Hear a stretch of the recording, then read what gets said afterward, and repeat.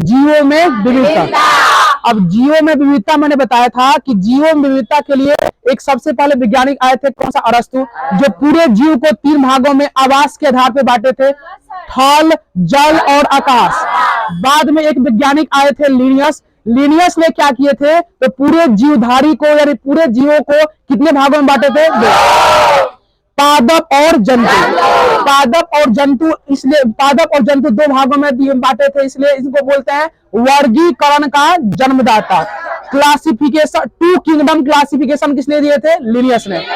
अब लिनियस आए, उसके बाद लिनियस के कुछ दिन बाद एक और वैज्ञानिक आए। वैज्ञानिक का नाम क्या था, हैकल। हैकल ने पूरे जीवों को कितने भागों में बांटे थे, 3। याद मैंने कैसे किया था, हैकल में हैकल 3 डिजिट का है, तो उसका नाम भी कितने किंगडम दिए थे, 3। कौन कौन, पादप और जंतु। पहले से ही पादप था, जंतु था लिनियस का। अब बाद में कौन जुड़ गया, मोनेरा। तो वो 3 किंगडम क्लासिफिकेशन किसने दिए थे। उसके बाद आए थे आरएच व्हाइटिकल। आरएच व्हाइटिकल ने पूरे जगत को, पूरे जीवों को कितने जगत में, 5 जगत में। 3 जगत पहले से ही था, 2 जगत ऐड कर दिए, तो मैं 5वें जगत को बोलता हूं मोनेरा। दूसरा क्या था, प्रोटिस्टा। तीसरा फंजाई। चौथा यानी मोनेरा, प्रोटिस्टा, फंजाई, पादप और जंतु। अब क्या हुआ, मोनेरा में मैंने हम लोग पढ़ लिए थे कि पूरे जीवधारी को, देखो टॉपिक हो गया जीवधारी, पूरे जीवधारी को 2 भागों में बांटा गया है। कितने भागों में, एक होता है प्रोकैरियोटिक और एक होता है प्रोकैरियोटिक में बहुआ जितने भी अल्प विकसित जीव होते हैं। अल्प विकसित जीव का मतलब कि ऐसा जीवों का समूह जिसमें केंद्रक नहीं होता है, केंद्रक झिल्ली नहीं होता है, कोशिकांग भी नहीं होता है, उस जीवों को किसमें रखते हैं, प्रोकैरियोटिक में। और ऐसा जीवों का समूह जिसमें अस्पष्ट केंद्रक हो और बाकी उसका कोशिकांग, जैसे माइटोकॉन्ड्रिया, लाइसोसोम, राइबोसोम, अंतःप्रद्रव जालिका। अंतःप्रद्रव जालिका का मतलब इंडोप्लाज्मिक रेटिकुलम, ये सभी कोशिकांग पाया जाता है, उसको किस समूह में रखते हैं। अब देखा गया कि प्रोकैरियोटिक जिसमें केंद्रक यानी जो विकसित नहीं होता, वो प्रोकैरियोटिक होते हैं। एक बात और ध्यान देना है कि प्रोकैरियोटिक में जितने भी जीव आएंगे उसमें कितना कोशिका होगा, एक कोशिका। इसलिए बोलते हैं प्रोकैरियोटिक में एक कोशिका आता है। कितने कोशिका, एक। और एक कोशिका में एकमात्र कौन सा जगत है जो प्रोकैरियोटिक है, जो प्रोकैरियोटिक है उसमें एक कोशिका होता है। कौन सा जगत है, मोनेरा जगत। तो एक जगत हो गया मोनेरा। मोनेरा मैंने बताया था कि मोनेरा में जो होता है ये पोषक, इसका कुछ गुण बताया था, एग्जाम्पल बताया था। एक बार एग्जाम्पल बताएंगे। पहला एग्जाम्पल क्या था, मोनेरा का पहला एग्जाम्पल क्या था, तो मैंने बताया था माइकोप्लाज्मा, नील हरित शैवाल। नील हरित शैवाल का ही अन्य नाम क्या है, साइनोबैक्टीरिया। साइनोबैक्टीरिया को बोलते हैं नील हरित शैवाल। और साथ में कौन सी, माइकोप्लाज्मा। ये सब किसमें आते हैं, मोनेरा में। अच्छा, जैसे बैक्टीरिया या जीवाणु भी किसमें आता है, मोनेरा में। जीवाणु भी आप काफी अल्प विकसित होता है, उसमें केंद्र नहीं होता। अच्छा एक बात बताओ, जीवाणु का खोज किसने किया था, लियोन हॉक ने। और लियोन हॉक ने सबसे पहले कहाँ खोज किया था, तालाब। तालाब में सबसे पहले जीवाणु का खोज, और इसी को बोले थे जीवित कोशिका। 2 बात बताया था, एक सबसे पहले मृत कोशिका का खोज किसने किए थे, रॉबर्ट हुक ने 1665 में। लेकिन वही जीवित कोशिका जो तालाब में खोज किए थे, कौन सा, लियोन हॉक। तो जीवाणु या बैक्टीरिया को किसमें रखते हैं, मोनेरा जगह। अब आते हैं यूकैरियोटिक में। हम लोग किसमें आते हैं, याद रखना, यू किसमें आते हैं, गाय, भैंस, बिलार, सियार, कुत्ता सब किसमें आता है। अब यूकैरियोटिक 2 तरह के होते हैं। यूकैरियोटिक में भी 2 तरह के कोशिका होता है। एक में ऐसा जीव जिसमें एक कोशिका हो, यूकैरियोटिक तो होता है, विकसित तो होता है, लेकिन कितना कोशिका, एक कोशिका, तो उसको एक कोशिक बोलते हैं। और ऐसा जीव जिसमें कोशिका की संख्या बहुत होता है, उसको क्या बोलेंगे, तो बताओ, यूकैरियोटिक जीव हो और एक कोशिक हो, उसमें कौन सा जगत आता है, प्रोटिस्टा। अब देखो प्रोटिस्टा का मैंने गुण भी बताया था। जैसे मोनेरा का गुण बताया था कि ये पोषण के आधार पे स्वपोषी अपरपोषी दोनों होता है, स्वपोषी या विषमपोषी दोनों होता है।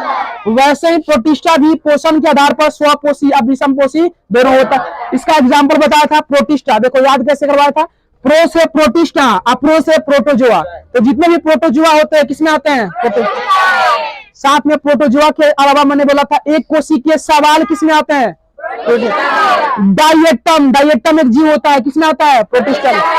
तो बताओ डायेटम एक कोशिकीय सवाल और साथ में प्रोटोजुआ। प्रोटोजुआ का भी एग्जांपल बताया था, जैसे अमीबा क्या है?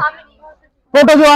Amoeba, paramecium, leishmania, leishmania. तो अमीबा, अमीबा, पैरामीशियम, लिस्मेनिया, ये सब क्या है? प्रोटोजुआ है। क्या हुआ?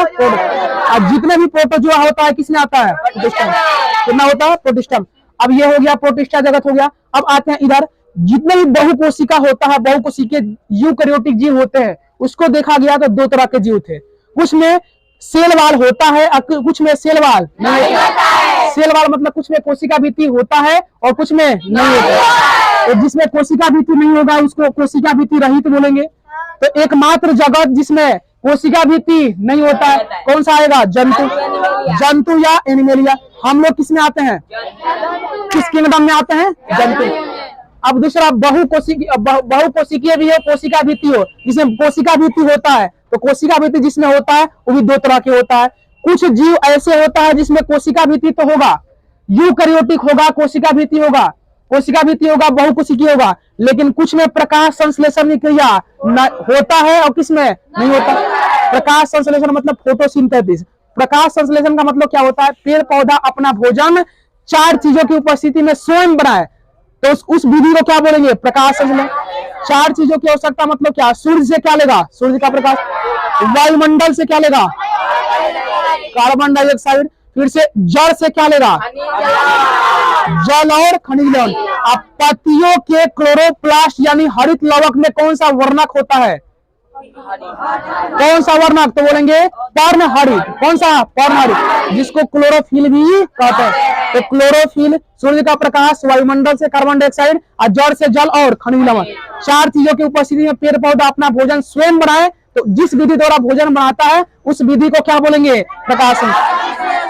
तो बताओ ऐसा जीवों का समूह जिसमें प्रकाश यूकैरियोटिक हो, बहुकोशिक हो, कोशिका भित्ति होता हो और प्रकाश संश्लेषण होने में सक्षम हो, कौन जगत आता है?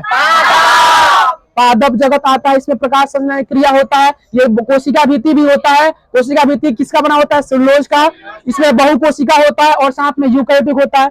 एक अन्य तरह का जीव होता है जिसमें प्रकाश कोशिका भित्ति तो होता है, लेकिन इसमें कोशिका प्रकाश संश्लेषण नहीं होता है, फोटोसिंथेसिस नहीं होता है। तो इसमें बताओ कौन सा जगत आता है? फंजाई या कवक। फंजाई या कवक जो होता है उसमें एग्जाम्पल बताया था और गुण बताया था। एग्जाम्पल जल्दी से बताओ सब। इसमें फंजाई या कवक में सबसे पहले बताया था ईस्ट और साथ में मशरूम। अच्छा, ईस्ट और मशरूम फंजाई में आता है। मशरूम का अन्य नाम क्या है? कुकुरमुत्ता नाम है। तो बताओ फंजाई का एग्जाम्पल पढ़ लिए, अब हम पढ़ेंगे गुण। गुण भी बता दिए हैं। फंजाई में बताया था कि इसके कोशिका भित्ति जो होता है बोलो किसका बना होता है? फंजाई या कवक की कोशिका भित्ति किसका बना होता है? बिल्कुल सही है, काइटिन का कोशिका भित्ति बना होता है। ये फंजाई या कवक जो होता है अपना भोजन सड़े गले मृत पदार्थों से ग्रहण करता है, इसलिए इसको क्या बोलेंगे? मृत जीवी या विषम पोषी। मृत जीवी या विषम पोषी। बोलो समझ में आया? किसी को दिक्कत है? तो अब हम पढ़ेंगे पादप जगत जो सबसे बड़ा जगत है और साथ में जंतु जगत। तो पादप जगत का हेडिंग डाल लो।